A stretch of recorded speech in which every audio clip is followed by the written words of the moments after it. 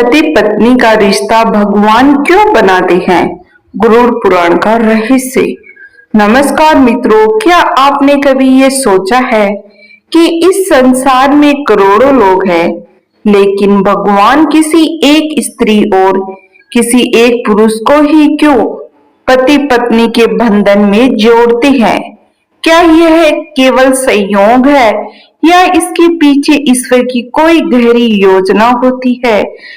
क्या विवाह केवल दो लोगों का साथ है या यह दो आत्माओं के अनेक जन्मों से जुड़े कर्मों का परिणाम है?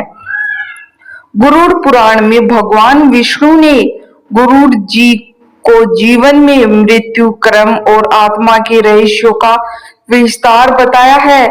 इस ग्रंथ का मुख्य विषय मृत्यु के बाद आत्मा की यात्रा और कर्मों का फल है, लेकिन इस सिद्धांत ये भी बताते हैं कि मनुष्य के संबंध उनके कर्म से बनते हैं।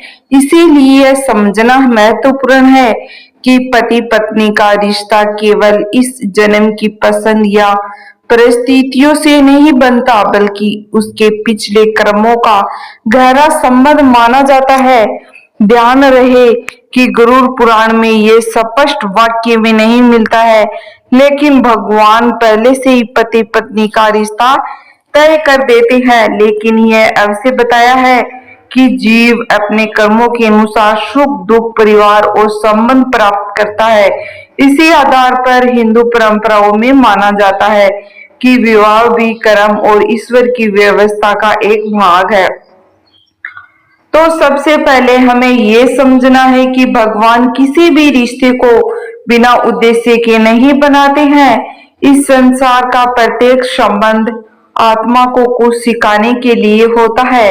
माता पिता का रिश्ता पालन पोषण सिखाता है, भाई बहन का रिश्ता प्रेम संयोग सिखाता है, मित्रता का विश्वास सिखाती है, लेकिन पति पत्नी का रिश्ता सबसे कठिन और सबसे महत्वपूर्ण माना गया है, क्योंकि इसमें प्रेम भी है, त्याग भी है और जिम्मेदारी भी है और धैर्य की परीक्षा भी है। जब दो लोग विवाह करते हैं तब केवल दो शरीर नहीं मिलते, बल्कि दो संस्कार, दो परिवार और दो स्वभाव और दो जीवन यात्रा भी एक हो जाती है। यही कारण है कि विवाह के बाद जीवन पूरी तरह बदल जाता है। यह परिवर्तन केवल सामाजिक नहीं होता है, बल्कि आध्यात्मिक माना जाता है। गरुड़ पुराण के कर्म सिद्धांत के अनुसार मनुष्य जैसा कर्म करता है, वैसे ही फल उसे प्राप्त होता है। यदि किसी आत्मा का किसी दूसरे आत्मा से अधूरा कर्म शेष रह जाता है, तो भविष्य में फिर से उनका मिलन हो सकता है। यही कारण है कि कुछ लोगों से पहले ही मुलाकात में अपनापन सा महसूस होता है, जबकि कुछ लोगों के साथ बिना कारण भेदभाव होने लगती है। इसे कई लोग पूर्व जन्म के कर्मों से जोड़कर देखते हैं।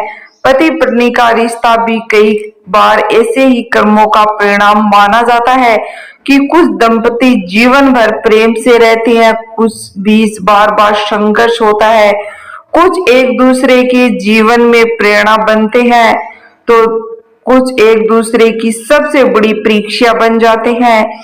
यह सब केवल भाग्य नहीं, बल्कि हमारे कर्मों का परिणाम माना जाता है। लेकिन इसका अर्थ ये बिल्कुल नहीं है तो उन्हें बदलने का प्रयास नहीं करना चाहिए।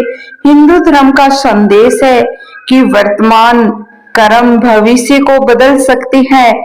यदि पति पत्नी का एक दूसरे के प्रति सम्मान, प्रेम, क्षमा और सत्य का पालन करे, तो ये अपने जीवन को बेहतर बना सकते हैं। कि विवाह केवल सुख पाने का माध्यम नहीं है, यह स्वयं को बेहतर बनाने का अवसर भी है। अक्सर भगवान हमें वही व्यक्ति देते हैं जिसके साथ रहकर हमारे भीतर छिपी कमियां सामने आती है। कभी क्रोध सामने आता है, कभी अहंकार, कभी अधीरता और कभी स्वार्थ। यदि मनुष्य इन कमजोरियों को पहचान कर उन्हें सुधार ले, तो यही संबंध उसकी आध्यात्मिक उन्नति का साधन बन जाता है। इसीलिए हमारे ऋषि मुनियों ने कहा कि गृहस्थी जीवन भी एक तपस्या है। तपस्या का अर्थ केवल जंगल में जाकर ध्यान करना नहीं होता है, बल्कि परिवार की जिम्मेदारियां निभाकर एक दूसरे का सम्मान करना, कठिन समय में साथ देना और धर्म के मार्ग पर चलना भी तपस्या का रूप है। भगवान किसी को पूर्ण जीवन साथी नहीं देती है, वे ऐसा साथी देते हैं जिसके साथ मिलकर दोनों स्वयं को पूर्ण बनाने का प्रयास करें। यदि दोनों केवल अपनी इच्छाओं को महत्व देंगे तो संघर्ष बढ़ेगा, लेकिन यदि दोनों एक दूसरे के सुख दुख को अपना समझेंगे तो वह घर स्वर्ग बन जाएगा।